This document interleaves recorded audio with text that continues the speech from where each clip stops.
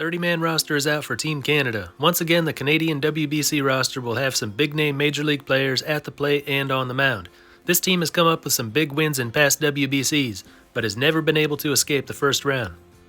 Their first WBC in 2006 started with a win over South Africa and a huge win over heavily favored USA, but got blown out by Mexico and squeezed out of a three-way tie and did not advance. In 2009, playing at home in Toronto, almost beat USA again, losing by just one run, but then lost to Italy and they were done.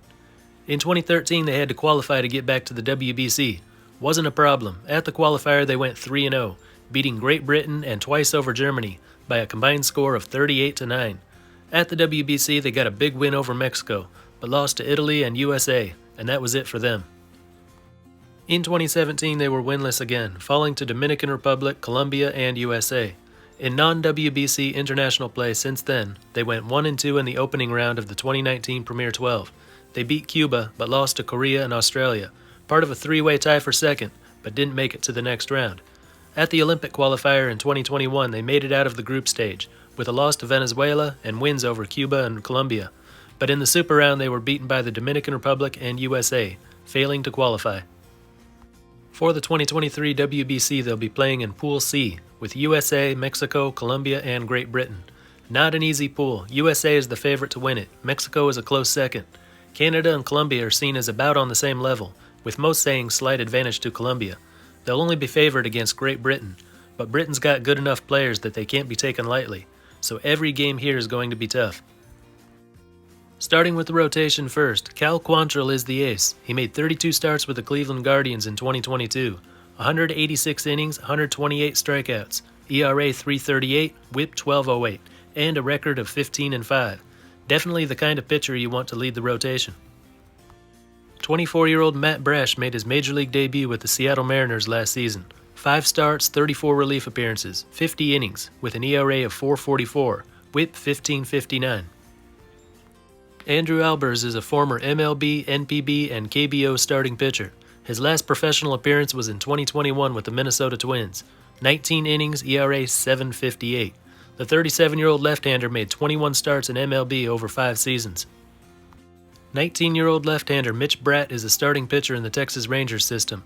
Last year at Single A Down East, he threw 80 innings and 18 starts. ERA 2.45, WHIP 11.65. 99 total strikeouts for a strikeouts per 9 rate of 11. Those are the only starting pitchers on their roster. Quantrill is good. Whichever game they consider their most important, he'll be pitching in it. Then you have Brash and Albers. Bratt is a starting pitcher but only played in Single A. I don't think they'll go with him for a starter. I don't know who they'll go with. Nick Pivetta, a 10-game winner with the Red Sox last year, was on the final roster, then withdrew just a few days ago. The rest of their pitching staff has plenty of experience, but it's all out of the bullpen. John Axford was a Major League reliever for 11 seasons, ending in 2021. He pitched in over 500 games, racked up 144 saves, but the last time he had a sub-4 ERA was in 2016. His last couple seasons looked disastrous. Rob Zastryzny made 6 appearances at the big league level last season, 4 innings, 3 runs, but that was on just 3 hits and 1 walk. At AAA, he had a 3.42 ERA in 55 innings. Scott Matheson pitched a few seasons in MLB, then went on to pitch 8 seasons in NPB from 2012 to 2019, all with the Yomiuri Giants. In his last season there, he appeared in 28 games with an ERA of 4.37. Philippe Amon pitched for the Phillies from 2012 to 2015. After a promising start, he ended with a 6.06 ERA in 43 innings over 4 seasons. He hung around in AAA until 2018, with an ERA over 6 in his final season. 38-year-old Adam Lowen pitched 5 seasons in MLB, first season in 2006, last appearance in 2016. The last time he pitched in the Major League system was in 2018 at AAA Round Rock. Trevor Brigden pitches in the Rays system, reaching AAA Durham last year where he did all right. 7 appearances, 12 innings, ERA 2.19, WHIP 7.30. 24-year-old Noah Skiro is a Phillies prospect who reached AAA Lehigh Valley last summer. 4 starts, 21 innings, ERA 3.0, WHIP 10.95. Curtis Taylor played at AAA Rochester in the Washington Nationals system. 27 games, 35 innings, 41 strikeouts, ERA 4.08, WHIP 11.32. 23-year-old Cade Smith reached AA Akron in the Cleveland Guardians system last year. He made 24 appearances, 37 innings, 55 strikeouts, ERA 2.89, WHIP 11.79. Indigo Diaz, a 24-year-old Braves prospect. Last season at AA Mississippi, he appeared in 49 games, 49 innings, 62 strikeouts, ERA 3.08, WHIP 12.08. 25-year-old RJ Frewer, another Braves prospect. Last year played at high single-A Rome. 22 games, 26 innings, 30 strikeouts, ERA 4.50, WHIP 14.23. Evan Rutsky previously reached AA in the Yankees organization. Been playing mostly independent ball the last few years. Most recent assignment was in Australia this winter. 17 relief appearances, 21 innings, 27 Ks, ERA 3.43, WHIP 10.48. And that's it. Some good minor league arms and a few guys that have been out of MLB for a while now. Only one of their relievers pitched in MLB last year, and that was only for 4 innings. When it comes to pitching, they'll definitely be at a disadvantage when they go up against USA and Mexico. They're going to need some good hitting to get through this round. In the outfield, they've got Tyler O'Neill of the St. Louis Cardinals. In 96 games last year, he hit 14 home runs and stole 14 bases, with a line of 228, 308, 392. But he's a much better hitter than his 2022 numbers show. He got off to a slow start and was on and off the IL all season. In 2021, he hit 34 home runs and won his second straight Gold Glove. He can play anywhere in the outfield, mostly in left. Jared Young, a left-handed hitter, made his major league debut with the Cubs last year. In 22 plate appearances, he hit 263, 364, 368. Did not hit any home runs in that time, but at AAA Iowa, he hit 17 homers in 109 games. In AAA, he played 40 games at third, 40 games at first, and 20 at left. He's listed as an outfielder on Canada's roster, so that's probably where they'll use him. Jacob Robson, another left-handed batter, debuted at the big league level in 2021, playing in just 4 games for the Detroit Tigers. Last year he struggled at AAA Toledo. In 53 games he hit 192, 318, 338, with 13 steals.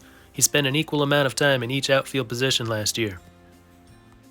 Denzel Clark is a 22-year-old Oakland A's prospect. He reached high single-A Lansing last summer, slashing 209, 317, 406 with 8 home runs and 16 stolen bases in 51 games. Plays all the outfield positions, but center is where he's most comfortable. Owen Casey is a 20-year-old Cubs prospect, bats left-handed. Last year he made it to high single-A South Bend, where he put up some good numbers. 105 games, 11 home runs, 11 steals, 21 doubles, and hit 254, 349, 402. He strikes out a lot, though. 124 times in those 105 games. On to the infield, and at first base they've got Freddie Freeman, a 6-time All-Star, 3-time Silver Slugger, Gold Glove winner, and the 2020 National League MVP. In 2022 he slashed 325, 407, 511, 21 home runs, 47 doubles, 13 steals, 199 hits. Led the league in plate appearances, runs scored, hits, doubles, and on-base percentage. 4th in MVP voting. The best hitter on this team, and one of the best in the whole tournament. Abraham Toro is a switch hitter, spent the last 4 years at the major league level. In 2022 with the Mariners he played in 109 games, slashed 185, 239, 324. A little power, he hit 10 home runs. Played 55 games at second, 31 games at third. Otto Lopez, a 24-year-old Blue Jays hitter, hasn't spent much time at the big league level. Last year he went 6 out of 9 with 3 RBI. A brief appearance, but he made the most of it. At AAA Buffalo, he played in 91 games, hit 297, 378, 415 with 14 steals. This winter in the Dominican League, he slashed 304, 353, 380. So he's hitting the ball well everywhere he goes.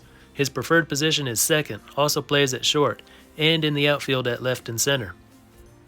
23-year-old Edouard Julien, a left-handed hitting prospect in the Twins organization. Coming off a good season at AA Wichita. 113 games, 17 home runs, 19 stolen bases, with a line of 300, 441, 490. Played a little at third in the past, but all games last summer were spent at second base. 23-year-old Blue Jays prospect Damiano Palmigiani reached high single-A Vancouver last year, hit 13 homers in 62 games, slashed 224, 335, 443. Plays at first and third. 24-year-old left-handed batter Andy Yerzy. He played at AA Amarillo in the Diamondback system. 86 games, 12 home runs, 220, 338, 402. He splits time between first and catcher. The starting catcher will be Bo Naylor. The 23-year-old left-handed batter appeared at the major league level for the first time last year, going 0 for 8, striking out 5 times.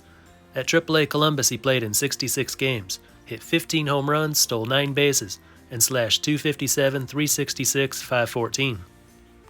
Kellen Deglin is another option behind the plate. The 30-year-old left-handed hitter played only 25 games at AAA Buffalo, hitting 111, 182, 148. His hitting in past years wasn't so good either. Certainly he was chosen for his work behind the plate, not at the plate. Missing from the lineup is Bo Naylor's brother, Josh Naylor, a starting first baseman for the Guardians. He committed to play, then withdrew. The hitting overall is pretty good. They've got one of the best with Freeman. O'Neill can be one of the best when he's healthy, and it seems like he is now. The rest of the hitters are just starting their major league careers, or coming up through the minors, looking like they'll break into the majors before too long. A lot of young players there that could really do some damage in this tournament. Ernie Whitt will once again be managing Team Canada. He'll be the first manager to manage in all 5 WBCs. This team can make it to the second round, but the odds will be against them. They match up well with Colombia. Both teams have good hitting, not so good pitching. Against USA and Mexico, Canada will definitely be at a disadvantage when it comes to pitching. It's probably best to start Quantrill against Mexico.